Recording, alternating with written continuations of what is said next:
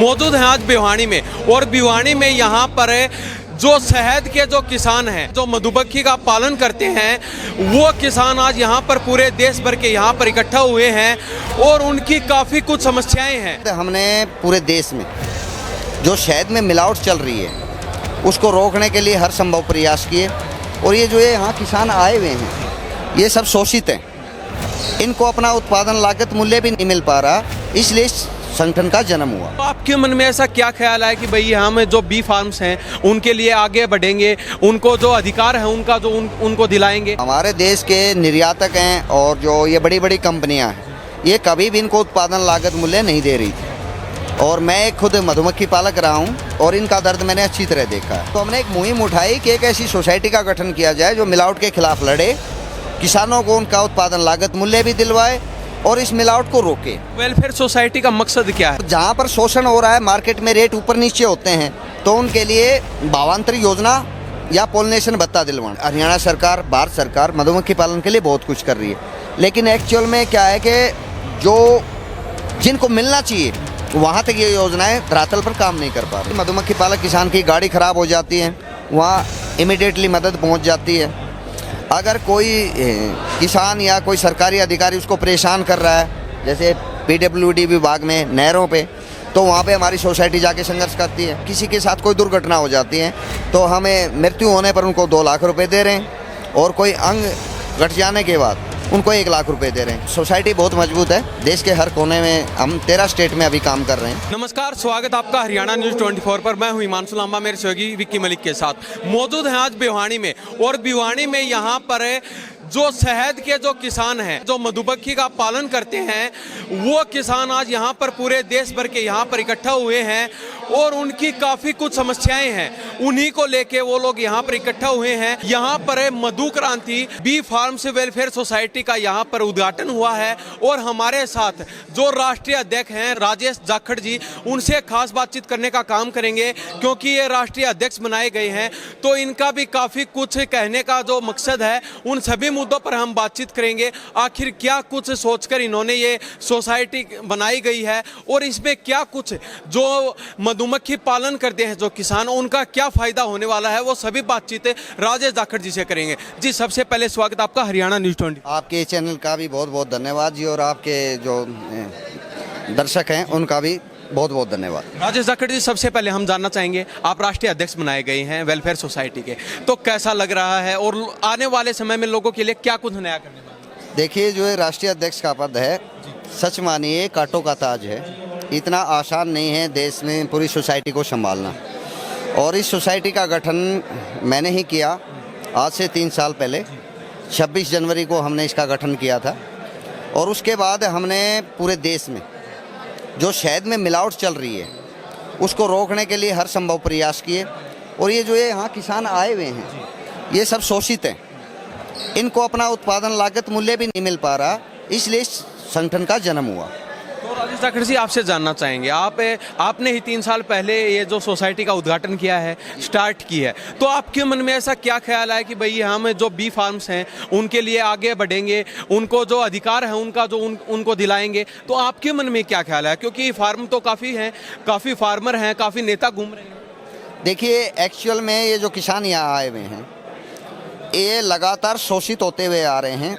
हमारे देश के निर्यातक हैं और जो ये बड़ी बड़ी कंपनियां हैं ये कभी भी इनको उत्पादन लागत मूल्य नहीं दे रही थी और मैं एक खुद मधुमक्खी पालक रहा हूं और इनका दर्द मैंने अच्छी तरह देखा है। तो आज की सिचुएशन कुछ सुधरी है, लेकिन पहले की सिचुएशन इतनी ख़राब थी कि हर किसान जो मधुमक्खी पालक किसान है वो लगभग 5 से 20 लाख के कर्ज में था और जो देश के अंदर जो शहद बिक रहा है, उपभोक्ता जो खा रहा है वो शुद्ध शहद है नहीं। तो हमने एक मुहिम उठाई कि एक ऐसी सोसाइटी का गठन किया जाए जो मिलावट के खिलाफ लड़े, किसानों को उनका उत्पादन लागत मूल्य भी दिलवाए और इस मिलावट को रोके। इसलिए हमने इस सोसाइटी का गठन किया और जल्द ही हमें उपभोक्ताओं तक शुद्ध शहद पहुंचाने का भी कार्य करेंगे। तो ये वेलफेयर सोसाइटी आपने क्या सोचकर बनाई है, क्योंकि आप एक पहले ऐसे जो व्यक्ति हैं जो सबसे पहले आगे निकल कर आए हैं और वो भी मधुमक्खी क्रांति को लेके, तो आपके मन में क्या ख्याल है? हम ये जानना चाहते हैं क्योंकि काफ़ी नेता घूम रहे हैं, काफ़ी पार्टियां घूम रही हैं, उन्होंने तो कभी आज तक ऐसा कोई मुद्दा उठाए? देखिए, इसमें कुछ योगदान फोर्स का है एक्चुअल में मैं पैरामिलिट्री का सोल्जर रहा हूँ और वहाँ से मुझे लड़ने की शक्ति मिली। और जब मैंने देखा कि इनका कोई रखवाला नहीं है और इनमें 50% मधुमक्खी पालक किसान ऐसे हैं जिनके पास ज़मीन भी नहीं है, तो इनका कोई ना कोई रहनुमा तो होना चाहिए, क्योंकि हर शोषित वर्ग के लिए कोई ना कोई खड़ा होता है, लेकिन इनके लिए कोई खड़ा नहीं हुआ। तो लास्ट में मैंने डिसीजन ये लिया कि इनके लिए मुझे खड़ा होना ही पड़ेगा, अन्यथा ये जो है मधुमक्खी पालन खत्म हो जाएगा। तो वेलफेयर सोसाइटी का मकसद क्या है, क्या कुछ किसानों को मिलने वाला है इसमें? देखिए, वेलफेयर सोसाइटी का मकसद है इनको उत्पादन लागत मूल्य दिलवाना, और जहाँ पर शोषण हो रहा है, मार्केट में रेट ऊपर नीचे होते हैं, तो उनके लिए भावांतर योजना या पोलिनेशन भत्ता दिलवाना।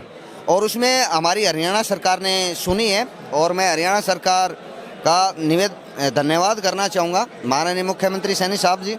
उन्होंने हरियाणा में पहली बार भावांतर योजना शहद पर लागू कर दी है, जो किसी भी स्टेट में नहीं है, इसलिए हम उनका दिल से धन्यवाद करते हैं और हमेशा उनके समर्थन के लिए तैयार हैं। आप कह रहे हैं कि हमें जो मूल्य है शहद का वो नहीं मिल पा रहा है, तो आपके हिसाब से क्या मूल्य होना चाहिए? देखिए, जो ये किसान उत्पादन करते हैं शहद का, तो उसमें लगभग इनका उत्पादन लागत मूल्य 150 और 160 रुपये के बीच में आता है, और अगर ये फसल इनकी खराब होगी तो वही उत्पादन लागत मूल्य 250-300 रुपये तक पहुंच जाता है। तो कई बार जो है रेट इतने नीचे गिरा दिए जाते हैं कि इनको उत्पादन लागत मूल्य भी नहीं मिलता। तो आपसे जानना चाहेंगे, सरकार द्वारा कितने मूल्य में आपका जो शहद है वो लिया जा रहा है? देखिए, ये जो भावांतर योजना अभी फिलहाल लागू हुई है, उसका हरियाणा सरकार ने संरक्षित मूल्य 120 रुपये तय किया है, और हम इसका प्रयास कर रहे थे पिछले 6 साल से। तो ये जो 120 रुपये तय किया गया है, ये 6 साल पहले का है। आज उत्पादन लागत मूल्य 150-60 रुपये निकल चुका है। तो सीएम साहब से बात भी हुई थी और पदाधिकारियों से भी बात हुई थी कि भाई इसको लागू करने में एक लंबी प्रक्रिया होती है, इसके लिए कमेटी गठित कर दी गई है, और अगले साल से आपको जो आपका रियल उत्पादन लागत मूल्य है वो तय कर दिया जाएगा। हरियाणा सरकार एक ऐसी सरकार है जो मधुमक्खी पालन और पालकों के लिए दिन रात तैयार खड़ी रहती है। हरियाणा में 85% तक सब्सिडी दे रही है सरकार। अच्छा। लेकिन एक्चुअल में क्या है कि ये अशिक्षित किसान हैं और कम जानकारी के कारण और कुछ योजनाएं इन तक नहीं पहुंच पाती हैं, इसलिए उसका फ़ायदा नहीं उठा पाते हैं। सरकार, हरियाणा सरकार, भारत सरकार मधुमक्खी पालन के लिए बहुत कुछ कर रही है, लेकिन एक्चुअल में क्या है कि जो जिनको मिलना चाहिए वहाँ तक ये योजनाएं धरातल पर काम नहीं कर पा रही हैं। सरकार का कितना आपको सपोर्ट मिल रहा है? भरपूर सपोर्ट मिल रहा है जी। जब से हमने सोसाइटी मैंने बनाई है और हमने अपनी समस्याएं सरकार के सामने रखी हैं, सरकार ने बिल्कुल दिल खोल के सुना है उनको और सोसाइटी का स्वागत भी किया है। सोसाइटी ने जो भी मांगे रखी वो उन्होंने मानी। अभी आपको राष्ट्रीय अध्यक्ष का जो आपको चुना गया है, आपको बनाया गया आपकी सोसाइटी का, तो आपसे जानना चाहें, क्योंकि ये कांटो भरा ताज है, पूरे देश भर में आप जाने का काम कर रहे हैं, तो जहाँ भी जाते हैं किसानों की क्या कुछ नई समस्याएं आपके सामने आ रही हैं? देखिए, किसान जो मेन किसान है हमारे भारत में 70% लोग लगभग किसानी से जुड़े हुए हैं, उनकी जो समस्याएं हैं उनसे लगभग इनकी 2 गुना समस्याएं। पहली समस्या मैं आपको बता देता हूं कि इनको हर महीने में माइग्रेशन करना होता है, इनको फूल के पीछे भागना होता है, जहां फूल होगा वहीं ये जाएंगे, जबकि किसान की ज़मीन एक जगह है, वो अपनी खेती वहीं करता है। फिर दूसरी बात, इनके लिए कोई स्थायी रहने का प्रबंध नहीं है, तो ये अपने टेंट लगा के रहते हैं, ठीक है।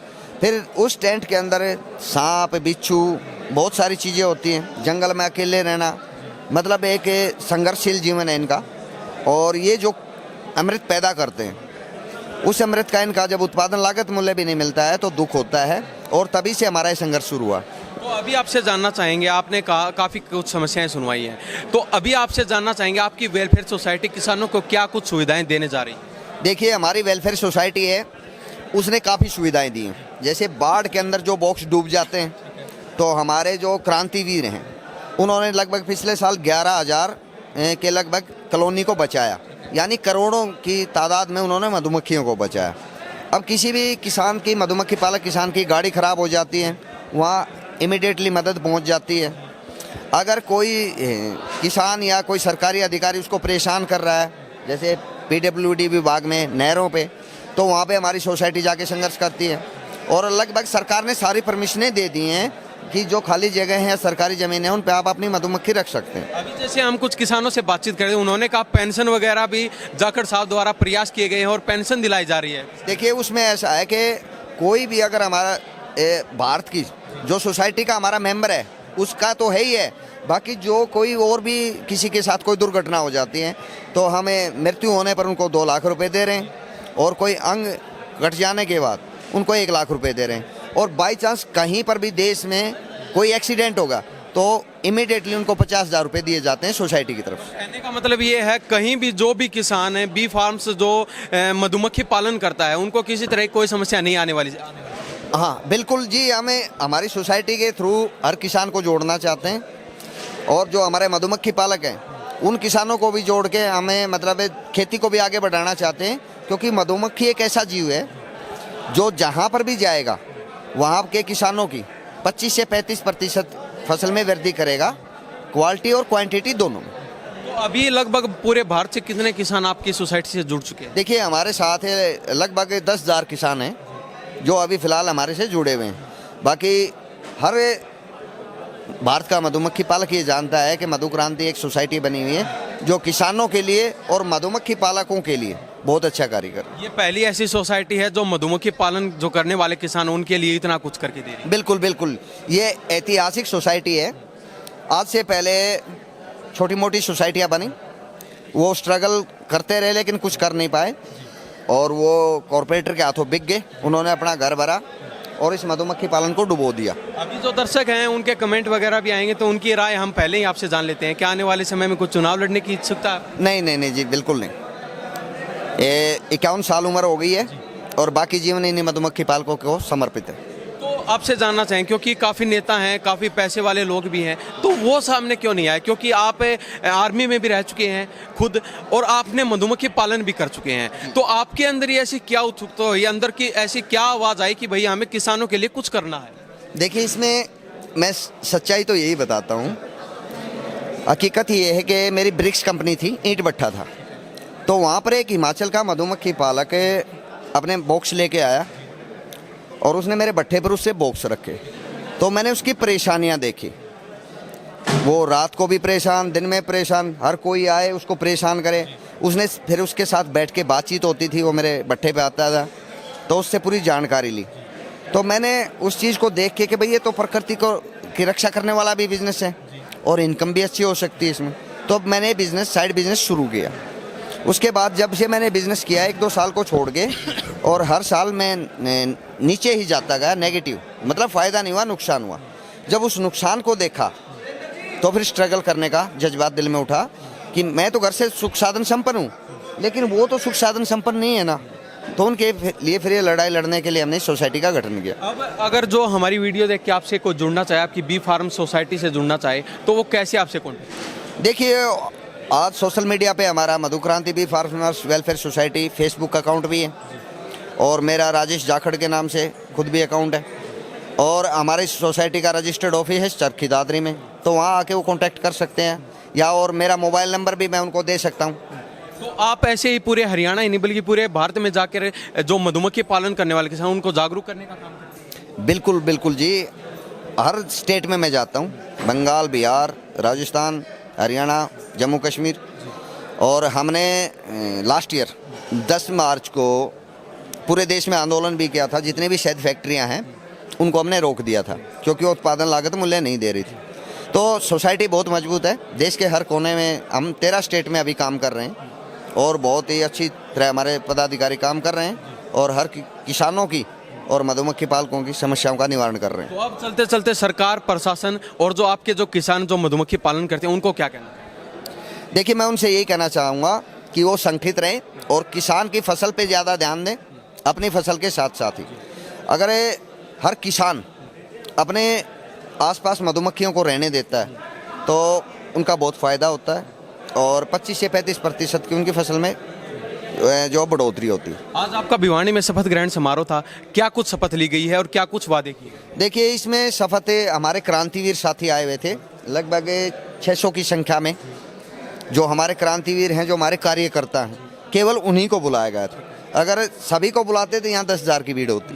केवल हमने कार्यकर्ताओं को बुलाया था और उनसे एक शपथ उठवाई है, क्योंकि संगठन के प्रति हमेशा वफादार रहेंगे और हमेशा मधुमक्खी पालकों की सेवा करेंगे। एक चीज़ मैं कहना चाहूँगा, मैं अपने देश के किसानों से रिक्वेस्ट करना चाह रहा हूँ कि भाई जहाँ भी आपको कहीं मधुमक्खी पालक दिखाई दे तो आप उसको अपने एरिया में खाली स्थान दें ताकि वो अपनी मधुमक्खी लगाए।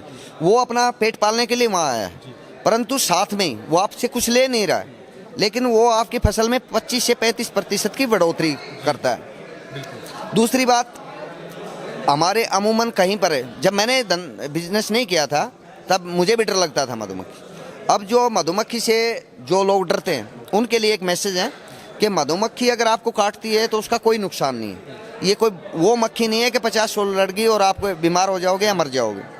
मधुमक्खी का जो डंक होता है, जब वो डंक मारती है और उसके अंदर केमिकल होता है, जब वो आपके शरीर में जाता है तो वो आपकी जो है इम्यून सिस्टम को मजबूत करता है। जब इतना कीमती चीज़ है वो आपके शरीर में जा रही है तो फ़ायदा कर रही है।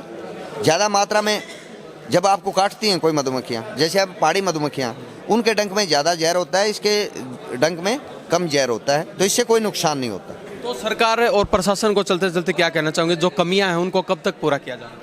देखिए, हरियाणा सरकार का तो मैं धन्यवाद करना चाहूँगा कि हरियाणा सरकार ने बहुत मधुमक्खी पालन को दिया है और अब भी लगातार दे रही है। हम जो भी मांगे उनके सामने रखते हैं, सीएम साहब इतने प्यारे हैं को तुरंत मान लेते हैं।